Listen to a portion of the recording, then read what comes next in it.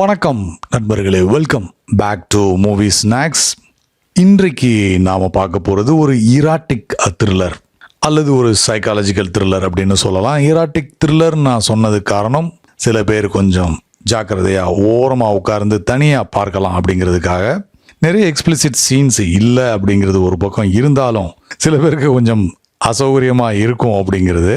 2022 pen Affleck மற்றும் ஆனா டே ஆர்மாஸ் நடித்து ஏட்ரியன் லைன் டைரக்ட் பண்ண ஒரு அருமையான த்ரில்லர் தான் இந்த டீப் வாட்டர். டீப் வாட்டரை பற்றி இன்னைக்கு முக்கியமாக ரெக்கமெண்ட் பண்ணுறதுக்கு 3 காரணம் என்ன கேட்டால், 1, டீப் வாட்டருக்கு கிடைத்த ஏகப்பட்ட நெகட்டிவ் ரிவ்யூஸ். நிறைய பேர் இதை நம்ப முடியாத ஒரு கதை அப்படின்னு சொல்லியிருக்காங்க. நிறைய பேர் இது ஒரு சில்லியான ஸ்டோரின்னு சொல்லியிருக்காங்க. இன்னும் கொஞ்சம் பேர் இது ரொம்ப ஸ்லோவாக இருக்குது, விறுவிறுப்பாக இல்லை அப்படின்னு சொல்லியிருக்காங்க. என்ன கேட்டால் இட்ஸ் அ தரோ என்டர்டெய்னர் அப்படிங்கிறதுல எந்த சந்தேகமும் இல்லை. ஸோ இந்த மூவியை ரெக்கமெண்ட் பண்ணுறதுக்கு இன்னொரு முக்கியமான காரணம் என்னன்னா, இந்த மூவியோட டைரக்டர் ஏட்ரியன் லைன் கிட்டத்தட்ட 20 வருட இடைவெளிக்கு அப்புறம் அன்ஃபெய்த்ஃபுல் அப்படிங்கிற பியூட்டிஃபுல்லான மூவியை டைரக்ட் பண்ணதுக்கு அப்புறம் இப்போ தான் இந்த மூவியை டைரக்ட் பண்ணி, இவ்வளோ இடைவெளிக்கு அப்புறம் இந்த மூவியை டைரக்ட் பண்ணியிருக்காரு. அவரோட இன்னொரு பாப்புலரான திரைப்படம் என்ன அப்படின்னு உங்களுக்கு தெரிஞ்சிருக்கும், ஃபேட்டல் அட்ராக்ஷன். ஸோ 2 அருமையான திரைப்படம் அவரோட ஃபில்மோகிராஃபியில் இருக்குது.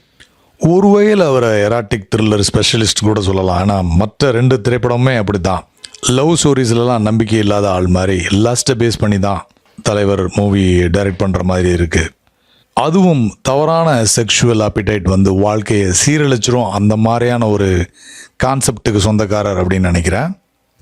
இந்த மூவியை இன்னும் ரெக்கமெண்ட் பண்ணுறதுக்கு முக்கியமான காரணம், இந்த மூவி ஃபேமஸான நாவலாசிரியர் பெட்ரிஷியா ஹைஸ்மித் அவங்க எழுதின ஒரு புத்தகத்தை தழுவி எடுக்கப்பட்ட திரைப்படம்.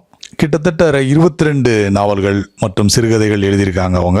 அவங்க பேரை கேட்டவுடனே உங்களுக்கு மனசில் வர வேண்டிய முதல் திரைப்படம் ஸ்ட்ரேஞ்சர்ஸ் ஆன் அ ட்ரெயின், அவங்க எழுதின முதல் நாவல். அதுவும் ஆல்ஃப்ரெட் ஹிச்சாக் திரைப்படத்துக்காக அடாப்ட் பண்ணி எடுத்திருக்காருன்னா சொல்லவே வேண்டாம். அவங்களும் மேக்ஸிமம் சைக்காலஜிக்கல் த்ரில்லர்ஸ் தான் எழுதுகிற மாதிரி தெரியுது.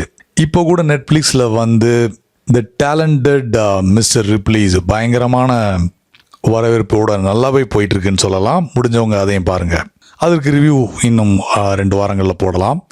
சரி, ஒரு உலக புகழ்பெற்ற நாவல்ல இருந்து அடாப்ட் பண்ணியிருக்காங்க அப்படின்னு சொல்லும்போது டீப் வாட்டரோட கதை தான் என்ன? பென் அஃப்லெக்கும் அவரோட மனைவி அன்னா டே ஆமாஸும் ஒரு டாக்ஸிக் ரிலேஷன்ஷிப்பில் இருக்காங்கன்னு சொல்லலாம்.